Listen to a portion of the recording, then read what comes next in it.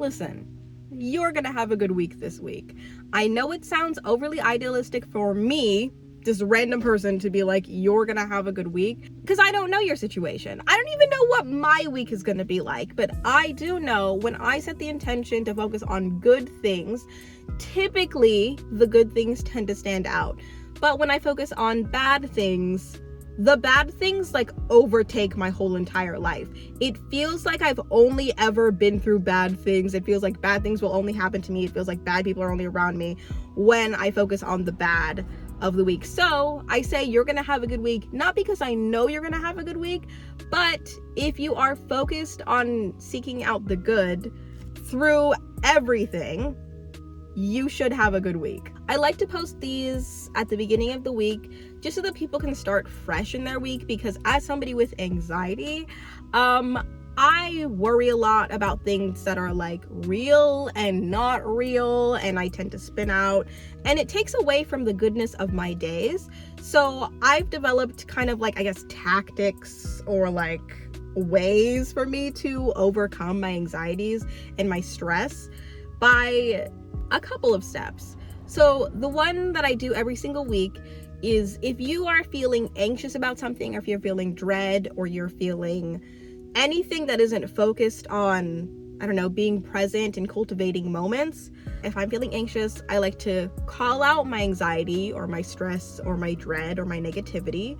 Simply just call it out and be like, I'm not going to focus on this specific thing this week because it's draining me and it's tiring and I can't do it. I'm not going to do it. And then reflecting on it, whatever it is, and then after reflecting on it, like really getting deep into it, because once you call it out, it's like, oh cool, I know this thing is stressing me out, let me just like bury it so that it doesn't get talked about again, I don't have to think about it. Reflecting on it is good because you can go to like the root cause of it and you kind of work through it.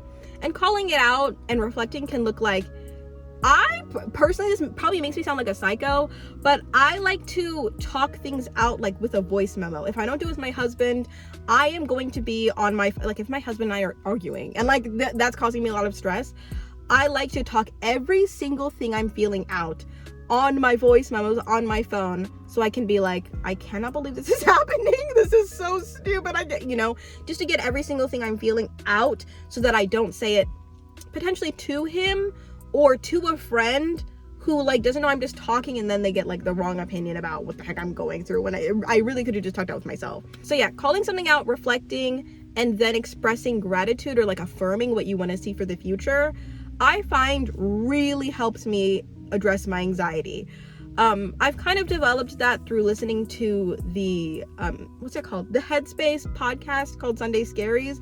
They have such good podcast episodes about how to be more mindful and how to focus on like wellness overall.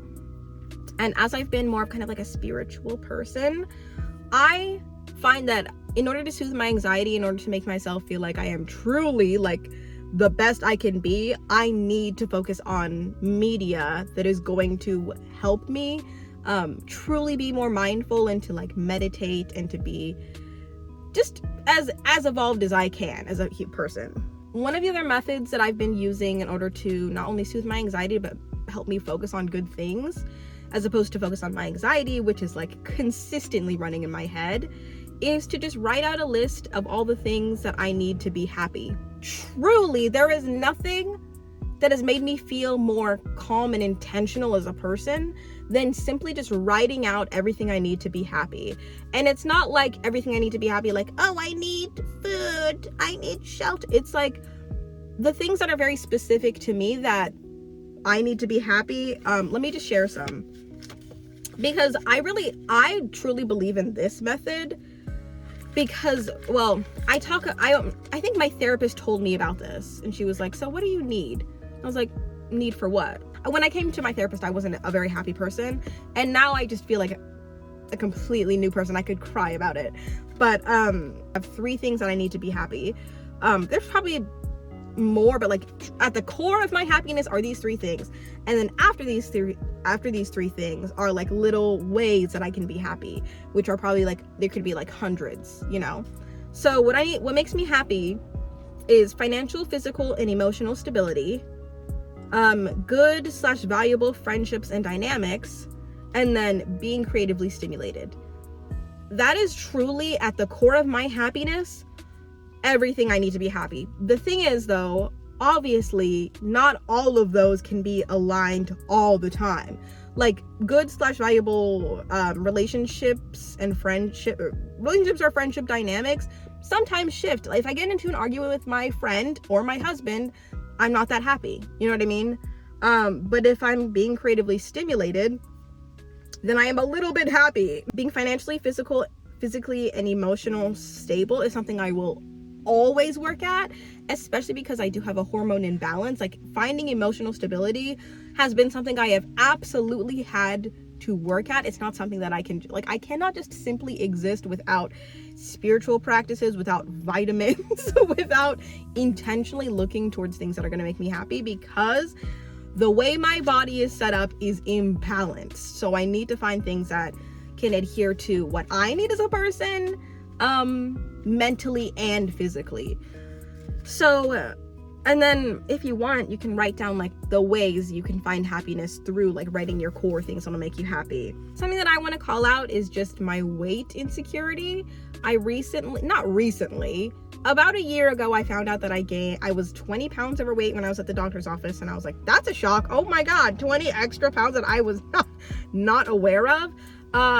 But I was at the emergency room for like an unrelated reason when I saw my weight gain, and then they transferred me over to an area where I found out that I had PCOS, which is a syndrome that is basically a hormone imbalance at its core, and that hormone imbalance has basically made it a lot harder for me to lose weight, but incredibly easy for me to gain weight.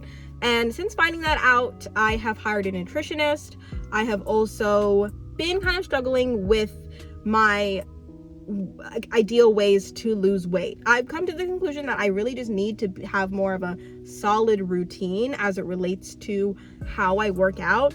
And the thing with PCOS is that when you do work out, somebody compared losing weight with PCOS to like if your car has a flat tire and you're still running on it. You have to find ways to adhere your body to how you can accommodate it as well as you can. But basically, I also was in a period of where I just would work out, if not every day, every other day. I documented it on YouTube. It's called My Fitness Journey, and I was not losing like any weight. So it is kind of discouraging for me now to work out and to find motivation to do that, because it's just discouraging to not only look in the mirror, but look in the mirror and know that you're doing your best. And knowing that your best is not good enough in the way that you thought it was going to be is hard, when it's like, why am I even working out? It doesn't even work for me anyways. It's causing me anxiety because I'm just not comfortable in my body. I wish I was comfortable in my body, and I'm just currently not, but I'm trying to figure out the ways that I can be. But I am grateful that I have the knowledge that I have PCOS. I'm grateful that there are other people that are sharing their tactics of how to deal with PCOS.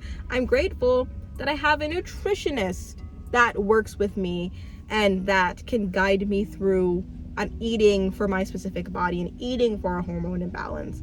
Like I said in the beginning of this video, I have no idea if you're gonna have a good week. I don't even know if I'm going to have a good week, but I just know that I'm planning on it, and when I'm mentally prepared to see the good will stand out. A good sign about, even though I don't know what type of week you're gonna have, is that at least you're curious enough to click on a video that's gonna say that says you're gonna have a good week, because that is a sign that you're looking for the good already. So even though I don't know if you're gonna have a good week, I plan to have a good week. I'll probably have a good week, and I hope you do too.